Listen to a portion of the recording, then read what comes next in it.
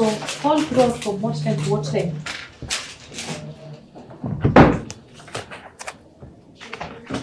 The last question, Maxine was on call and throughout. Was from what time to what time?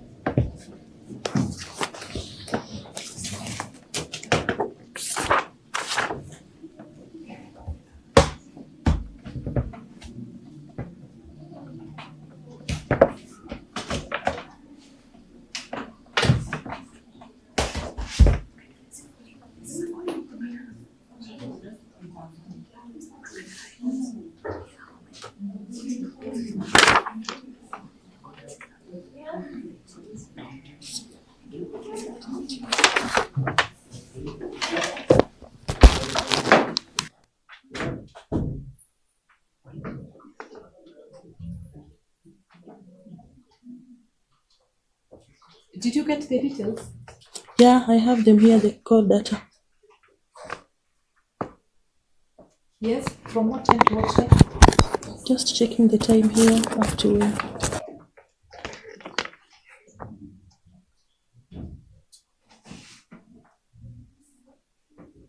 yes.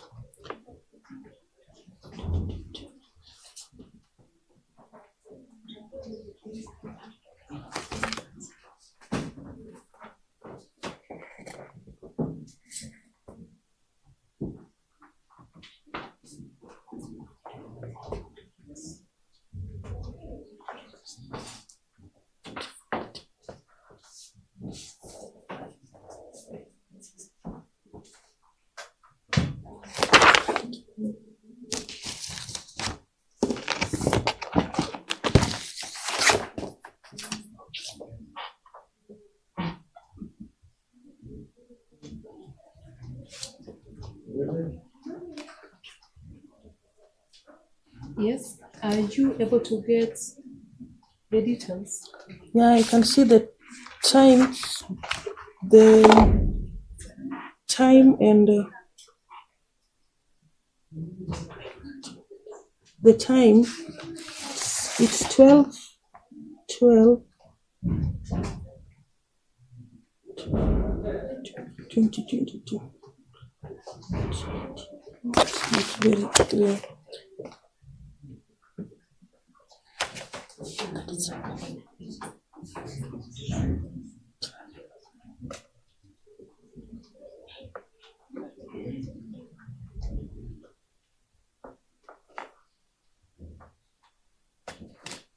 No, it's not. Sorry? I cannot elaborate more, but I can see the times here. Yes. All I can see is so many incoming calls and outgoing calls. I'm just on this very particular question. Maxine was on call throughout. So I want to know the start, especially the start, so that we talk of the start and the end of that call, if you are able to get. There is one call here for 373 minutes, and then SMS. I want the starting points. The starting points. The starting point of a call here is around, I think it is 5:57 in the Sorry? morning. I think it's in the morning, 5:57. Yes. The next call was that. The next call now comes, the rest are SMSs.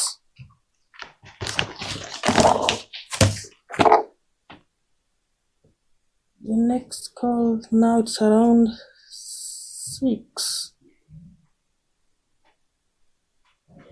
Okay, try to be audible, yes?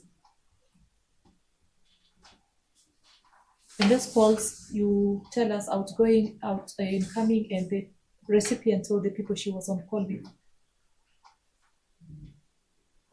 Yes, maybe I start with the first call that I see here. The first call, she was talking to 0753 1653 77. No, it is in our.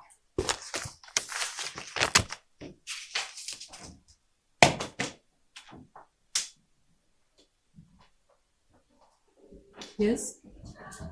I want to check if it is in a. We don't usually get the name of the caller here. Yeah, we just get the number only. Okay, let's leave it at that, because I've asked you that question based on what you were asked. Yes.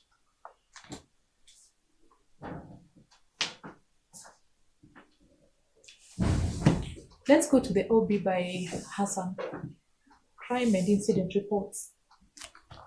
And on that crime and incident reports, the book, I'll just take you to that entry, and please tell us the time when it was recorded, and then you show us, because you talked of there was an overwriting. The time is 8:30.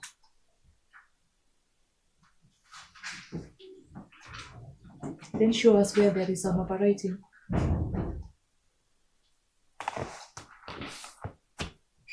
The counsel is the one who said it's overwritten here. Sorry? Just show us if where there is an Me, I can read it. It's 8:30. I can see. So is there an overwriting? Yes or no? Okay, maybe you can pass it to the courts.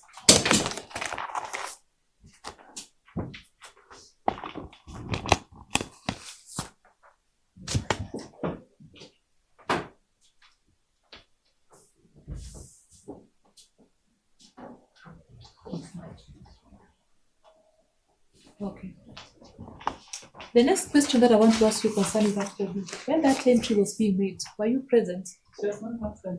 Okay. Answer whether there is an overwriting. I think it's just the ink. 8:30. Is there an No, overwriting? it's just 8:30. I can see it clearly. What is your answer? It's not overwriting. At 8:30, it's not. When that specific entry was being made, were you present? No, I was not. The content of that OB, you referred it to it, and you said that was the basis upon which you got to know what happened in the house and also what happened afterwards. True or false? True.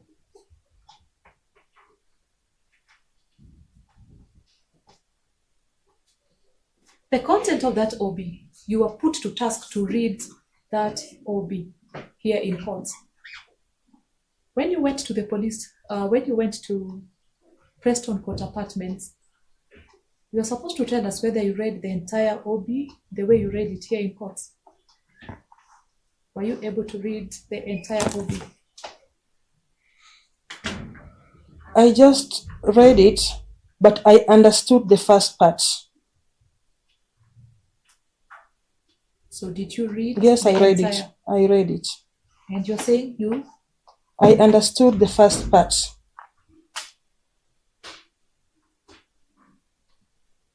That OB still, when you were being put to task, that firstly, the person who made that OB entry did not know English.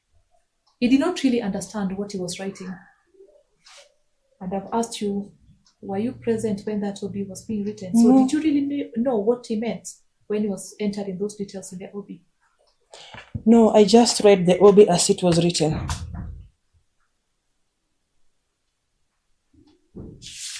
So when you were being asked that this guy wrote what he did not understand, and therefore he did not really mean what he was putting in there, what would be your response?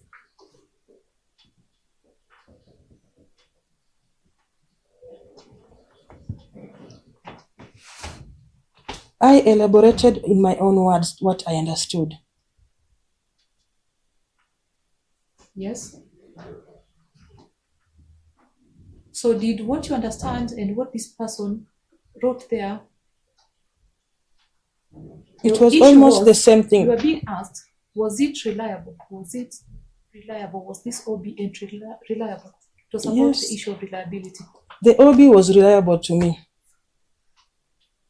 Concerning that same witness who recorded that OB, you were also shown the statements, you also went through it, and you also given a piece of evidence on what is stated before the court. True. Yes. And you were asked to choose this OB, you were asked to choose the statements and also the account that he gave before this court. and you are to choose when it comes to the reliability of this witness, what would you say? Now, every witness. I'm on this particular witness, the person who made that entry. Can you repeat your question again? You are referred to this OB. You are referred to the statement that the witness recorded at the police station. You are taken through the evidence that this witness gave before his courts. And it was put to you that there was a certain aspect that those three pieces of evidence lacked reliability. What would be your take on that?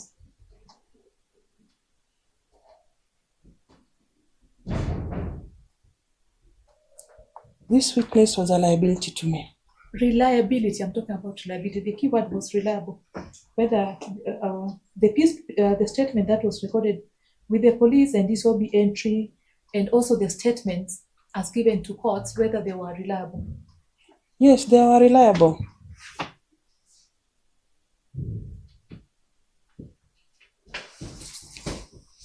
I'm sorry, I'm trying to hear. Did she say this witness was a liability to me?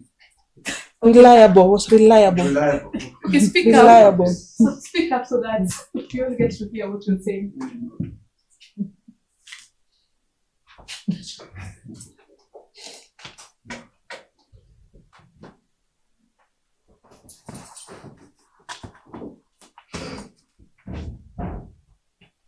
According to that OB report, that the one in that book, what time did the incident in the house at Preston Court or 3 occur? According to this OB, it was 8:30. Read the full time. Read the full time.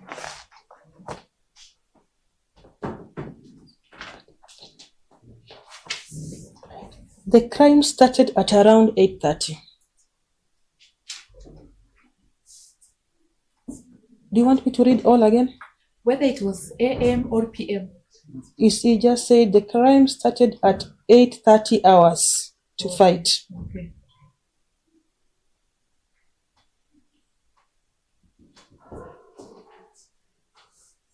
Let's go to, we are done with that OB, you can now close it.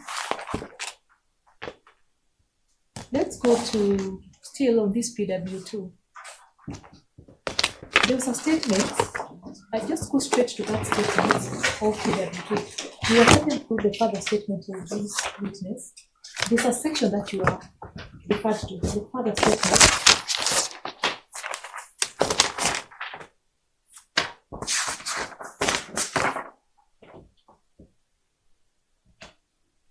Are you there? On the further statement.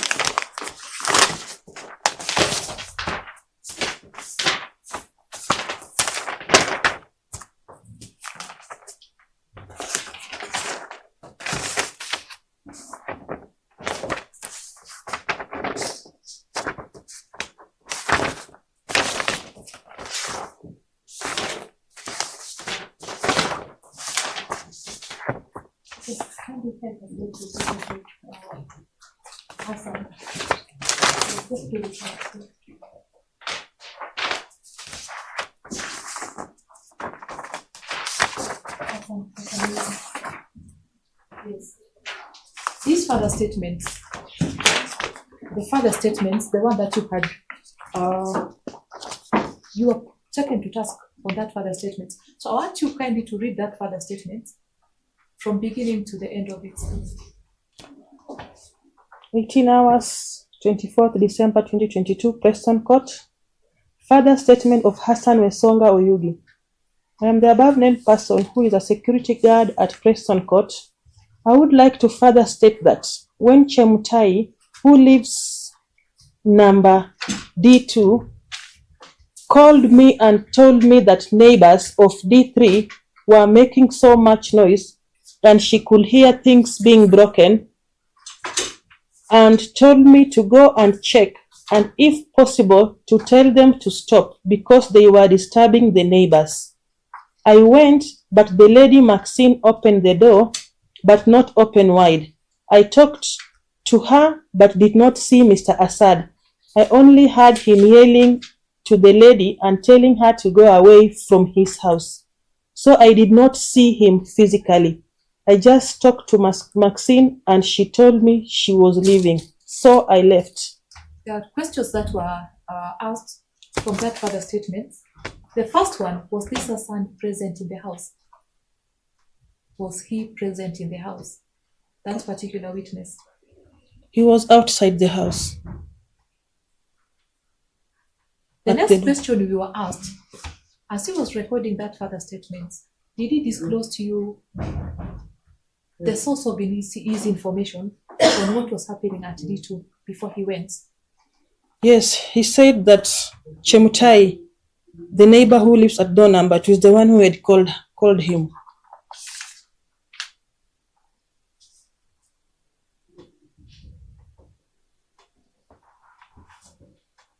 Now let's go to that that Chemutai, and please allow me to also get her statement. The questions that you are also asked concerning that Chemutai, and as you get out that statement, also pull out your covering report.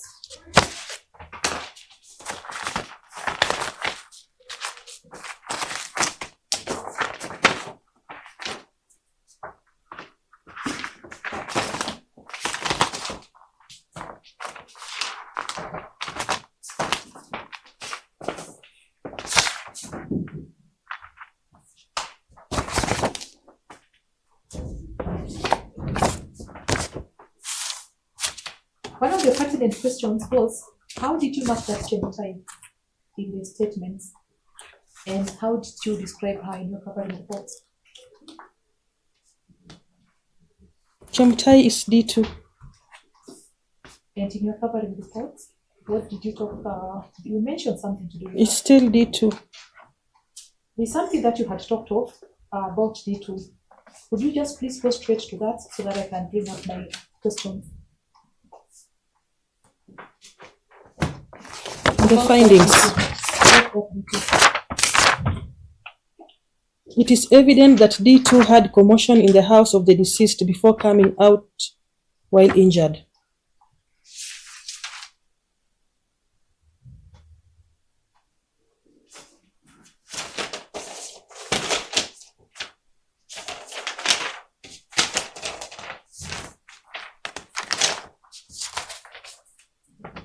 The first question you are being asked,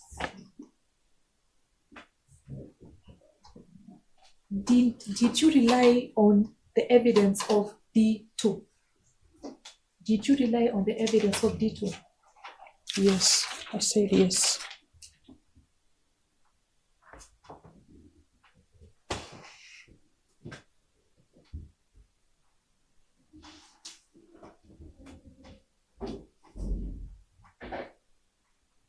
You are also asked, according to that D2 and according to PW1, because D2 was that PW1, that Chemutai testified as PW1. According to that D2, which in this case is PW1, did she mention who the aggressor was in that house?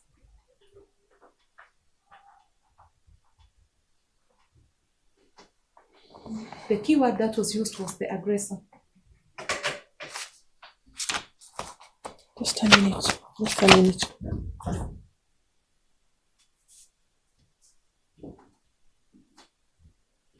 You can use the typed statements. Let's go to the typed statements.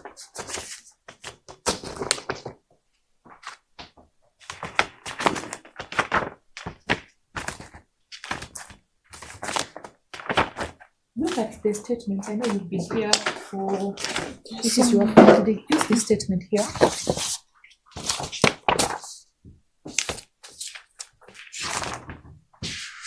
Let's use this statement. So did she mention who the aggressor was in this debrief?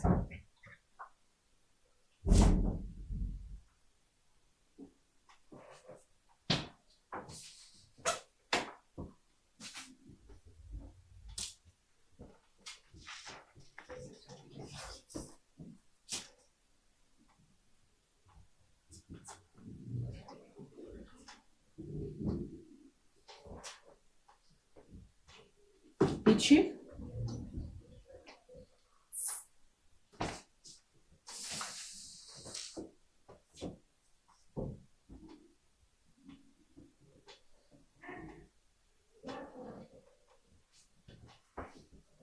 Yes?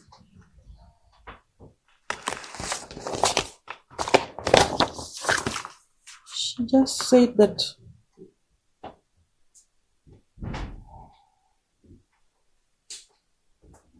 she had commotion in that house. Yes?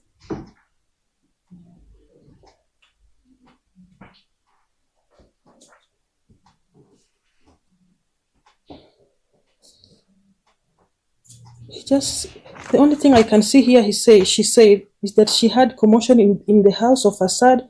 The sounds of items could be heard, and a woman was crying, and Asad was yelling loudly, instructing Maxine to leave the house.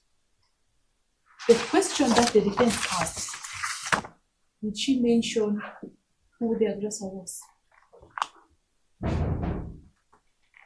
Because according to that statement and according to the testimony that was also paraphrased to you, it was read to you verbatim. Yes. So did you know who the aggressor was in that house? No. According to the statement, no.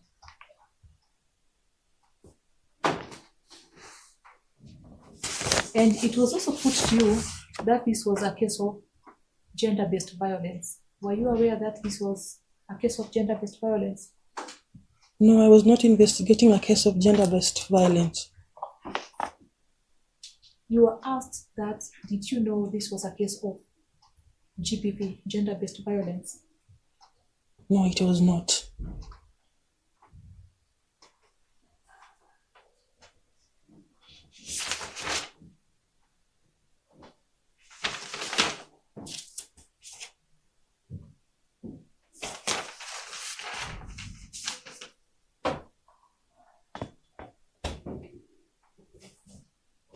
Let's go to the statement by Safina Khan.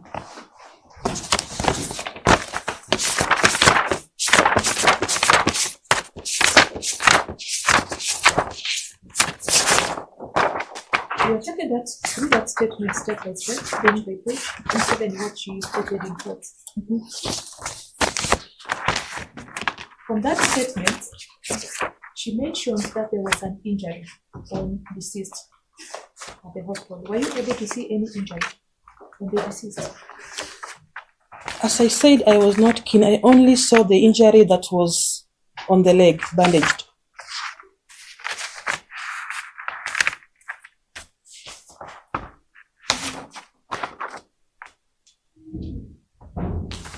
Still on that statement by Safina,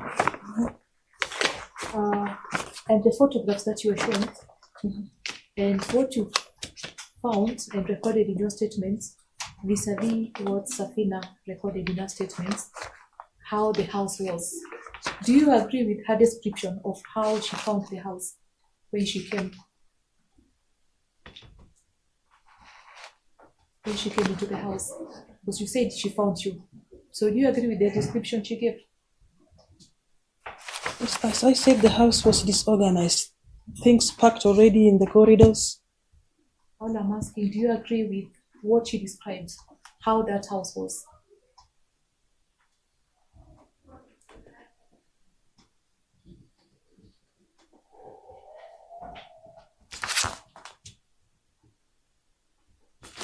I agree the house was disorganized.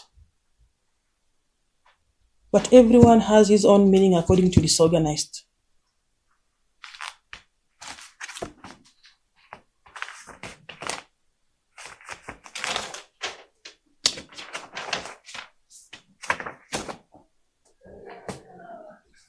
Let's go to that particular house, how you found it. There was a carpet which you said was rolled. You were asked about the U-shaped blood splatter. So let us talk about this U-shaped blood splatter.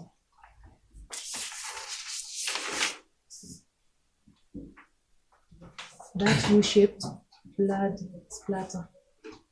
What what I would wish to ask you is, do you know what's that shape? Do you know what it means?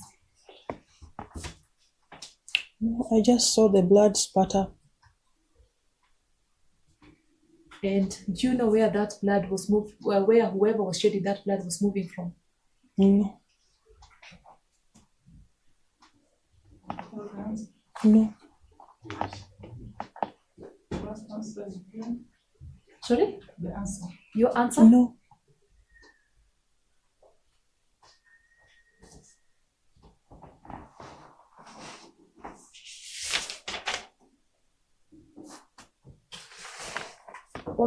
In that house in the photographs, the broken window pane, then there was also the door that was broken. You said you were able to see the broken ones. Yes.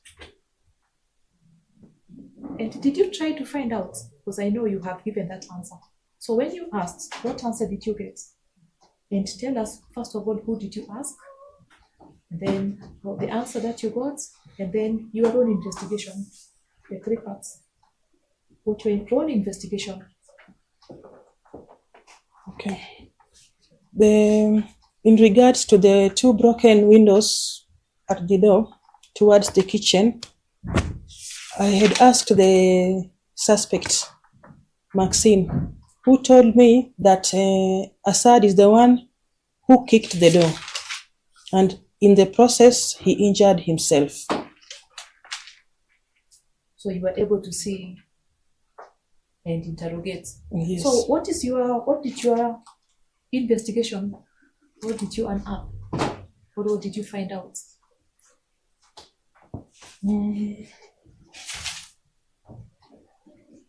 Later on in my investigations, I could say yes, Asad can kick the door, but the specific place that he kicked, I didn't say. He can kick anywhere. But to me, when Maxine said that the Asad is the one who kicked the door,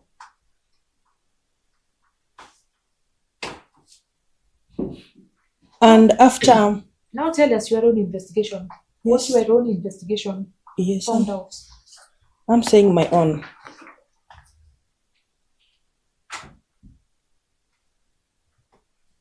I went to the autopsy that was being done at Avenue. I asked the doctor who was doing the autopsy the height of the deceased. May I please object? I don't think we asked. If this is new evidence, I'm not sure we'll be able to interrogate it. This was completely never in a statement, never in evidence in chief, not in prosecution. That objection is sustained. You have to put the question so that she understands. Wait. Yes. Just put the question. Okay. We are on this part of the broken window pane and the broken door. There are 3 questions that I have asked you. The first one, did you see this broken window pane? Number 2, did you try to find out how they came about? And then you tell us the person you tried to find out from. And then number 3, your own investigation. What did you find out? First, I saw the broken window panes. Number 2, I asked the suspect, and also the parents confirmed the same, that the suspect had told them that the deceased is the one who kicked the door. And number 3, in my own investigations, his height could not have reached that place of the broken windows. So I concluded it's not him. May No, can you answer question 3? I may I just ask, I have no problem if she goes into that new area, just as long as we get a chance to also ask a further question on that. That's all. I don't want to impede. It's a new matter, never in her statements, never in a post-mortem. What I would suggest it is, she also said she has no, in fact, her evidence yesterday was she has no evidence to the contrary that it was the deceased who kicked the window. Now today she has started. I said the deceased Just a kicked. minute. Just a minute. No. And today she now starts that he could not have kicked because of the height and so on. We have no problem with the new theory as long as we are given a chance to ask a few questions. That's all. My lady, then they will be given a chance. There's no objection. No, They let will be her not given a chance. introduce new evidence at this stage. Yes. That's never come up. If you want it, then it will be introduced and we shall continue hearing this matter maybe tomorrow.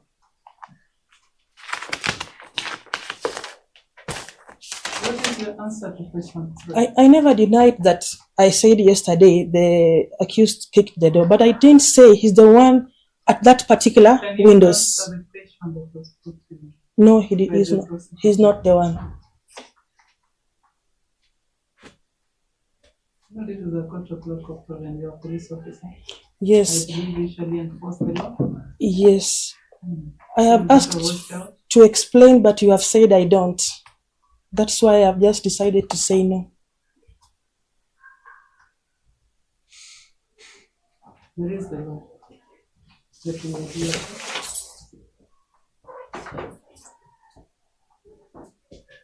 Other question to her again, probably she doesn't understand the question. You are on investigation? Yes? I'll repeat again. In my own investigation, I said no.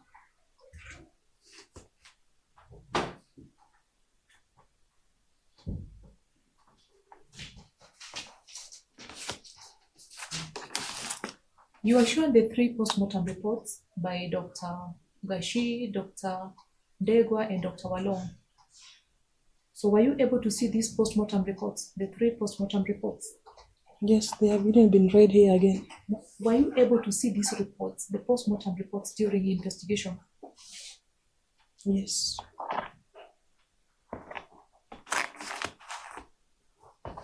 There was the issue of septicemia, which was hospital acquired.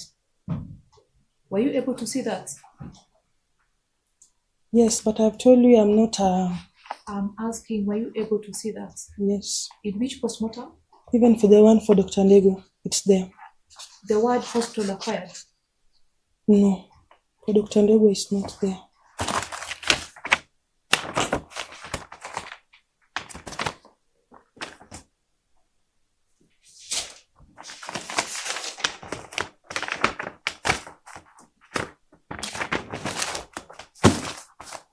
Sorry? Septicemia, which was acquired from the hospital. Maybe I just recheck everything go through.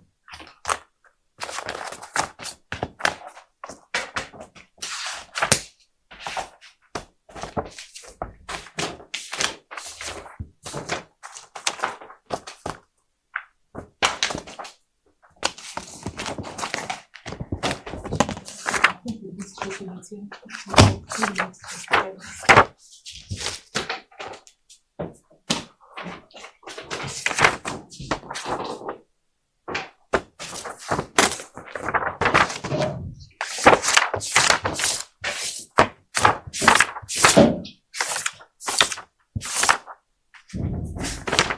You should be having those documents. They were in an envelope. Look at that envelope.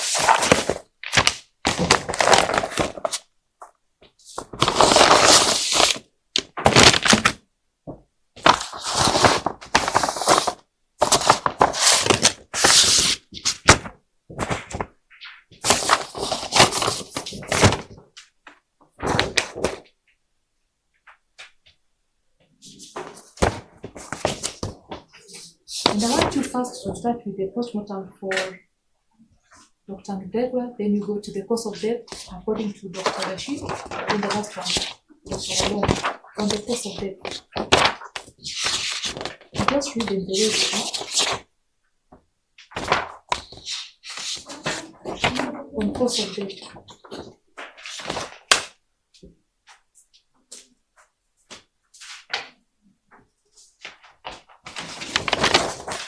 Okay. This one is for Dr. Andrew Kanyu Gashi. That is Dr. Debo.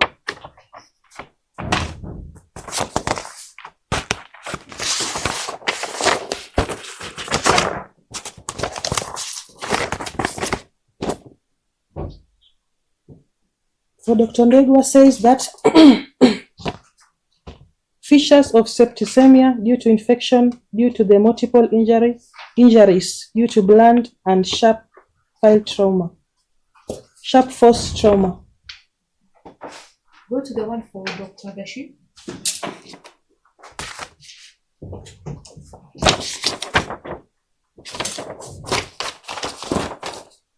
Dr. Gashi, cause of death. The cause of death of the late Asad Mansour was septicemia due to infection due to sharp and blunt force injuries. Dr. Walo.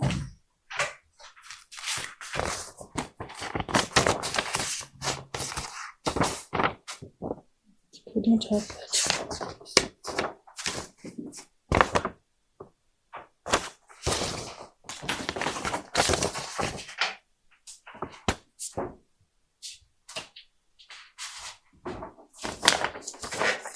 Listen, that's in the middle.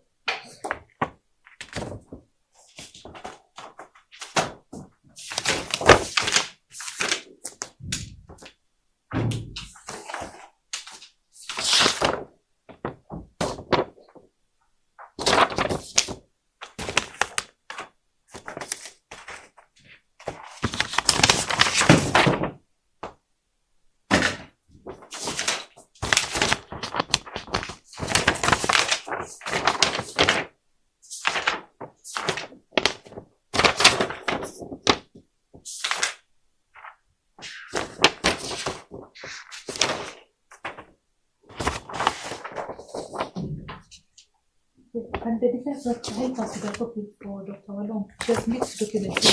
I think we just want to have to get that document. For Dr. Walo. Yes, it's like a She has mixed documents here.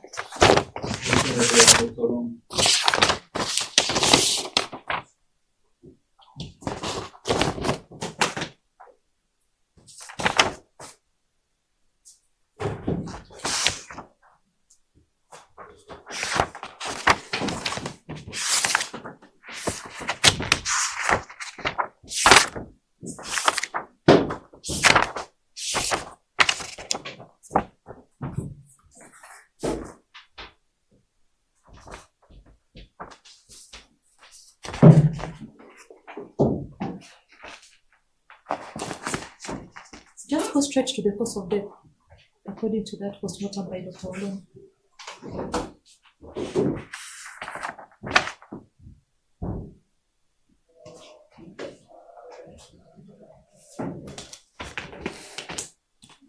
Final diagnosis, immediate cause of death. He wrote 1A, antecedent cause of death, fungal and gram-negative bacteria septicemia due to underlying cause of death, multi-drug resistant Pseudomonas aeruginosa, extended spectrum beta-lactamase producing Escherichia coli,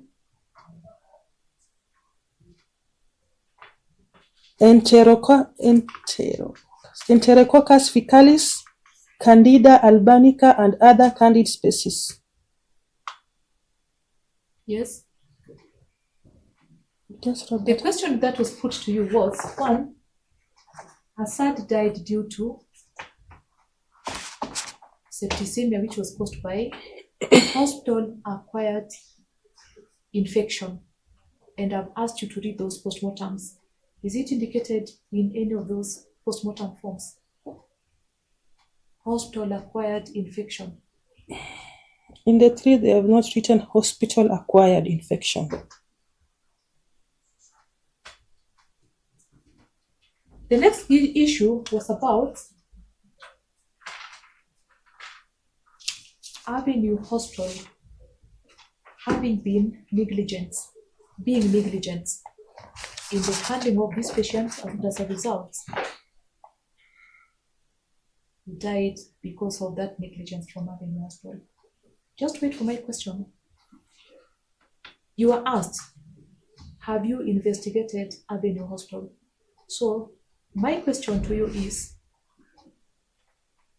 was there negligence by Avenue Hospital in the management of these patients? And she really know that question.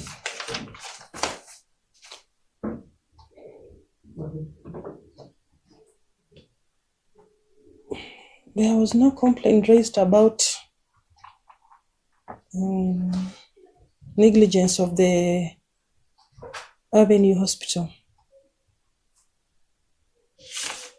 So I could not investigate when there is no complaint.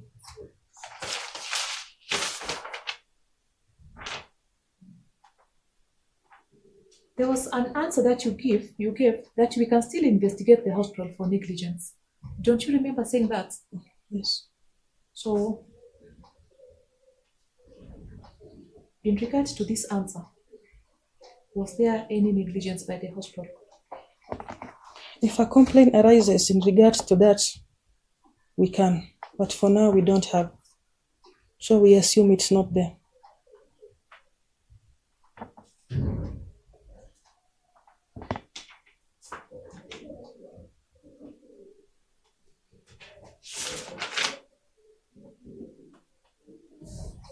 Let's go to the government analyst, that is the chemist and the analyst.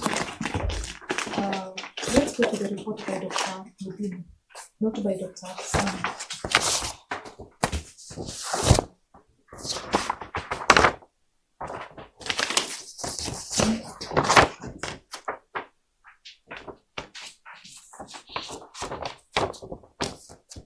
By the time this report was being released to the IO or to the DCI, were you present or were you at the Kilimani DCI?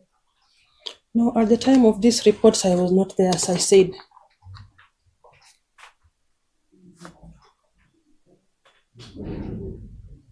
So do you know when it was handed over to DCI Kilimani? No. Pisiki Bay can answer that, but I don't know.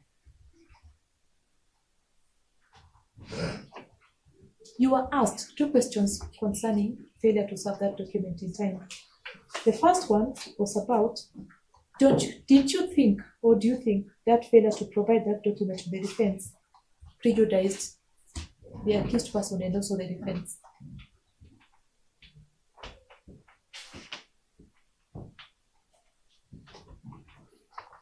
I answered. And you need to also breach the procedures.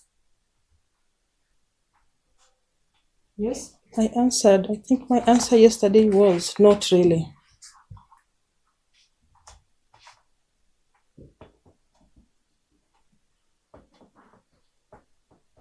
And you also asked, then why did you deny the defense an opportunity to peruse the government chemist reports before Dr. Mudini was called? What would be your answer? I said yesterday it might be just a mistake, but it was not planned not to give them. From that report, there was the issue of the Jameson and also traces of drug being found in the system. And then it was put to you that this Asad consumed a whole Jameson in the house. Are you aware that he consumed a whole Jameson?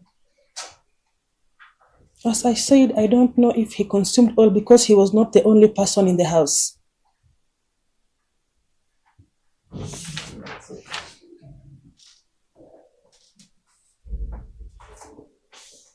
And about the drugs? I think I also said I don't know if he's the only one.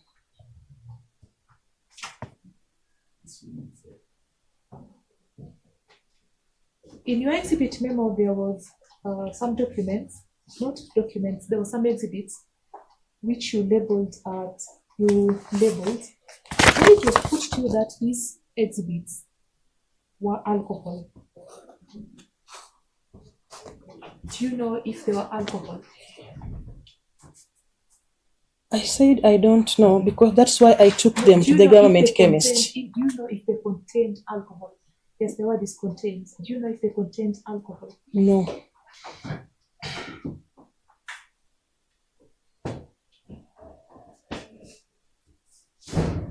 Still on Dr. Mudini's report and his testimony, there was a word that was used that this guy was so intoxicated, and as a result, he was behaving. The keyword that was used was superman. Yes. So first of all, do you know the level of alcohol in that body? Do you know if Asad was intoxicated as at the time of the incident? We only go by the words of the government chemist. At that particular time, I don't know. We relied on the results after. So did you know if this Asad was intoxicated? At that particular time, no. At that particular time of the incident, no. And you are also asked if you were able to also investigate the effect of alcohol. Could I hear the last answer, please? Question and answer, the last question. And answer. At the time, About intoxication. Yeah. I said at the time of the incident, I didn't know if he was intoxicated. Yes, you are not there. And you were told, or it was put to you, that have you obtained investigation to determine the effect of alcohol and ketamine on deceased body? I said no.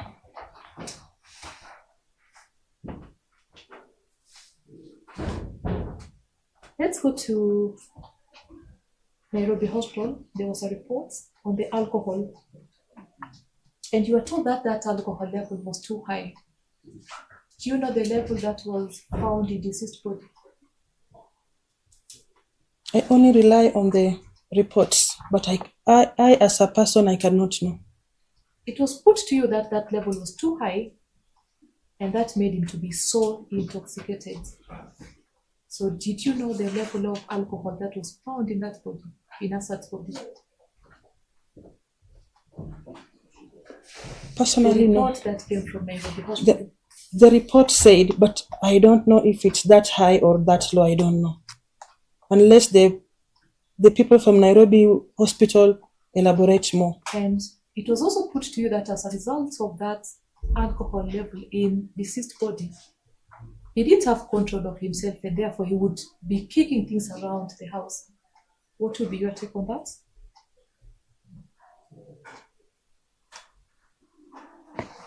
You know, first of all, at that particular time, I don't know if he was intoxicated. So I don't know if he could be kicking things in the house.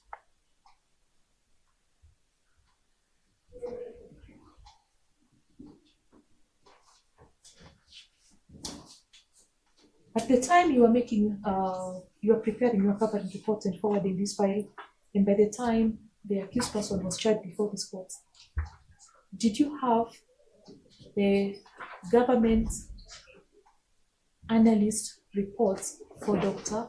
Mudini, and also did you have the reports, the alcohol content from Nairobi Hospital?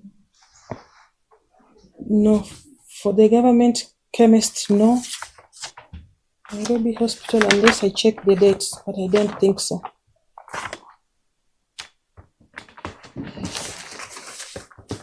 Yes, you need to check the dates.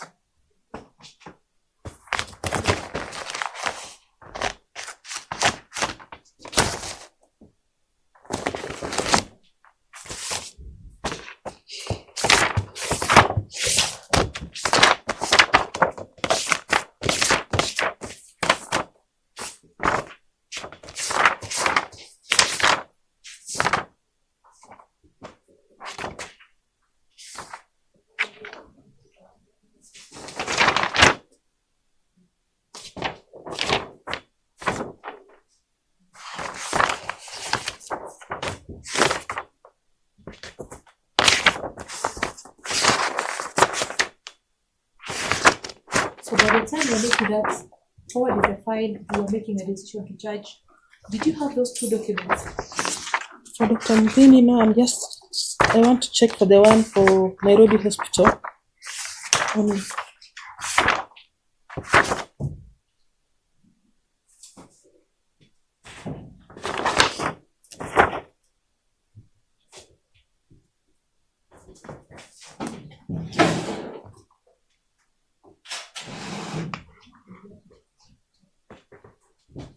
Did you get it?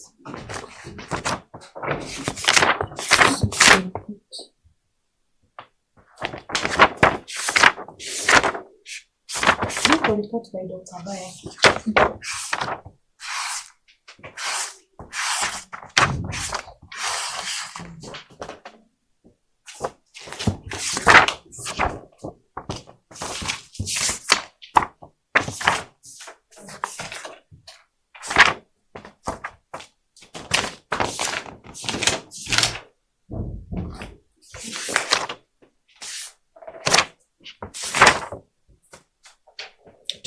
January. Yes. I have it. Sorry? It was 20th January. And Yes. we charged her in March. We only had the Nairobi Hospital one. So 20th January of which year? 2023. And she was charged on March. March which year? 2023. So as at the time this file was being brought to court, is it true that you had not collected all the evidence? No, we had some, partially. I'll still take you back to the government analyst reports, the one for Dr. Mubini. It was put to you that that report showed that the deceased had ingested narcotics, and as a result, it would even fly over Nyayo House. Just show me where it was written that he had ingested a lot of narcotics so that it would fly over Nyayo House.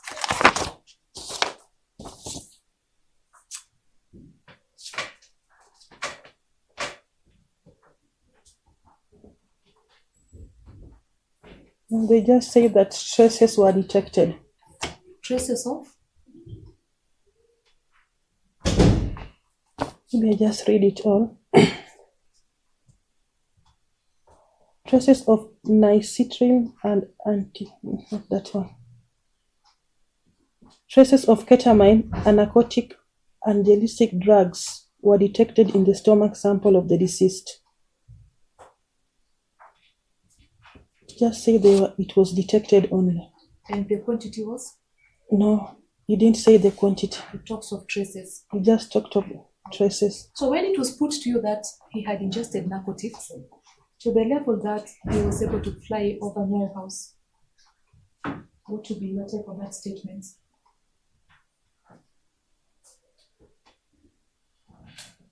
I don't know what quantity can make someone jump over Nyayo House, so I'm not sure of the quantity. I don't know. And in that, let's go to your exhibit memo. All your exhibit memos. And in your exhibit memo, it was put sure that you did not provide proceeds of the offense, the one that favors the both sides of the defined. Did you provide both scenarios in your exhibit memos? All the exhibit memos? All the exhibit memos were given to them. I am asking the description that you made, the way you had described. Did you describe the whole scenario, providing both sides? What I know is that all this,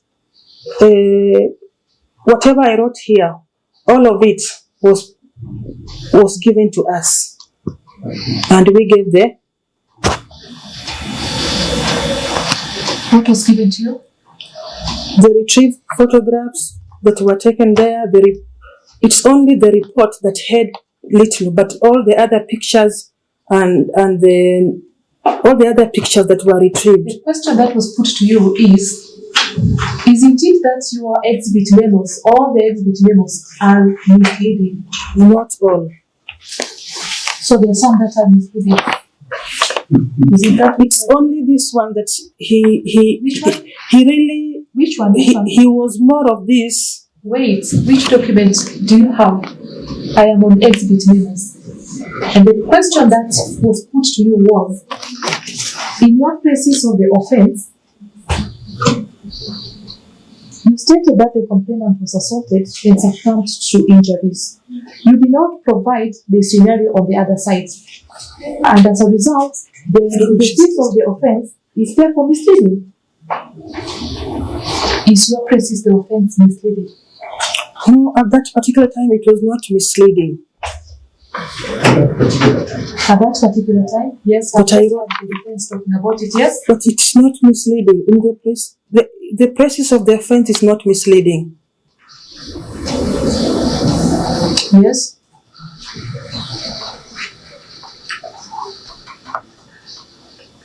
You talked about that particular time.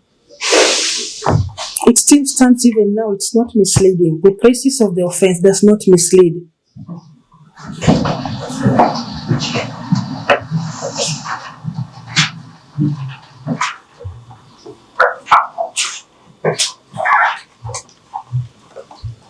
Let's go to the document. There's a document that you're shown marked as C10. Can we get handwritten documents that you are shown? The handwritten documents. The one that contains not the handwritten one. And the one who prepared that handwritten document. Are you the one who prepared? No, it was cooperative. So do you know the content of that document?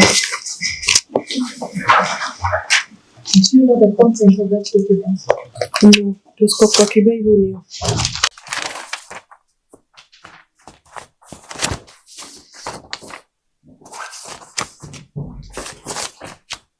I'm now on the forensic examiner's report, and you are out. Shouldn't that report contain all the information?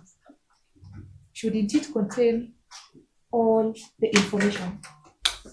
What would be your answer?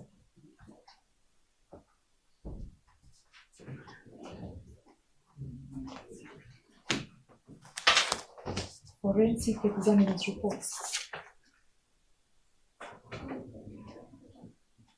Did you see the forensic examiner's report? Yes, I saw. It was a bulk thing. The report itself, not the data that was extracted.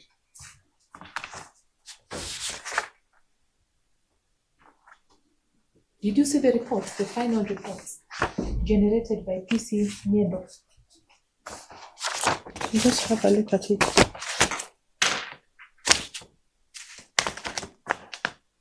You have all the exhibits with you, so the one written by PC Niendo.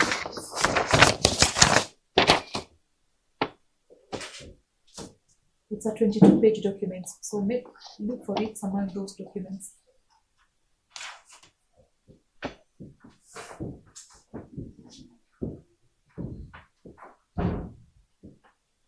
Yes?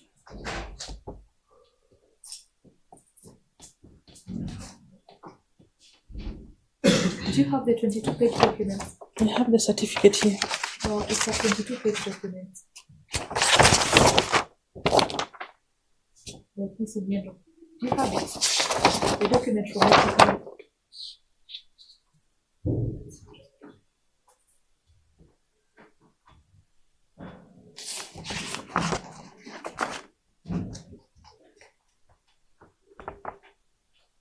Do you have it?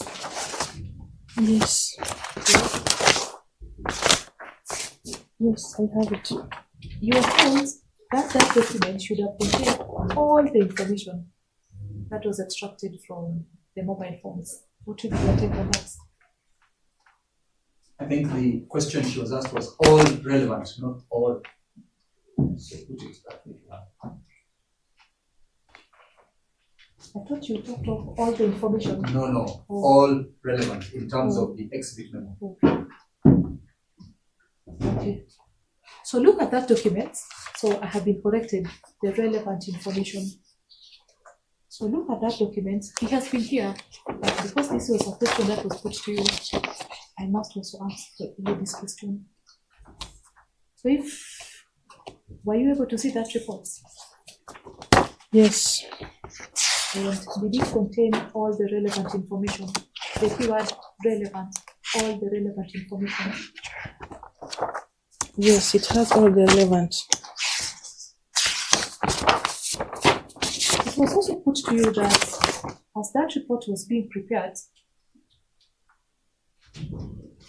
the investigating officer, either yourself or PCPD, instructed these experts on what to select, the data to select and put in that report.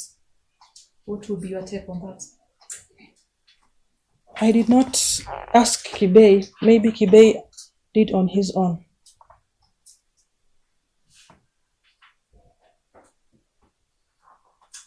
But are you aware whether this witness, that's the person who prepared that document, worked hand in hand with Kibei or yourself? Yes, it was Kibei because I was not there. I was working with Kibei.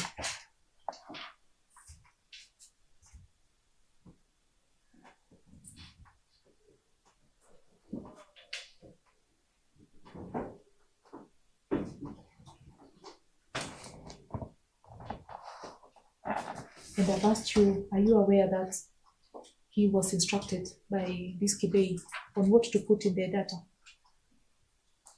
As I said, I don't know. They just worked with Kibei. Me, I only got the report later. Let's go to accused statements.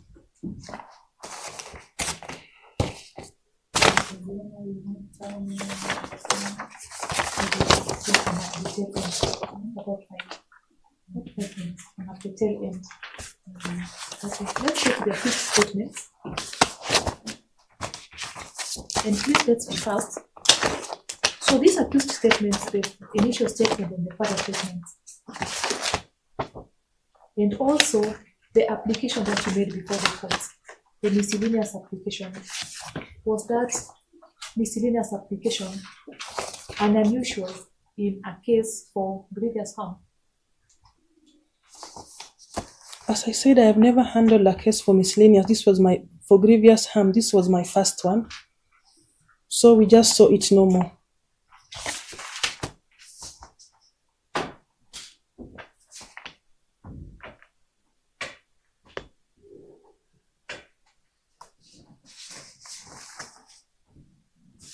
There was a question, the very final one, statement by accused, and also the miscellaneous application.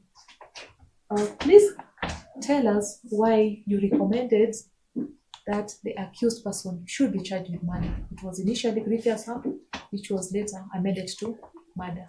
Tell us in your own words why you made that recommendation.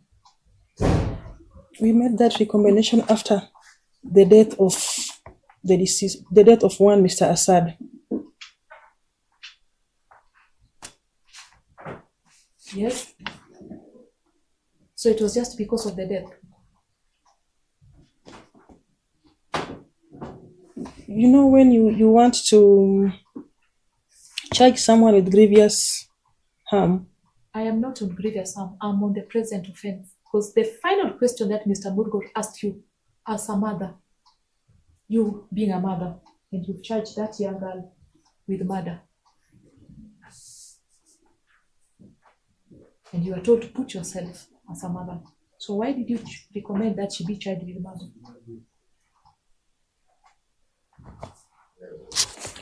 I still stand by my word. When the deceased passed on, we decided to change from grievous harm to murder. For me, I'm not going to ask you as a mother, was there evidence I to think she has support answered twice. Now she's arguing with our witness. I didn't get the answer to the question. Yes, Once please. the person died, she charged with murder. That was the answer. Let the witness respond. I think the court has asked her to respond. Can you respond in your own words? Once the patient died, and we were charging the suspect with a grievous harm. We charged him, we changed immediately from grievous harm to murder because it was an investigation that was still going on.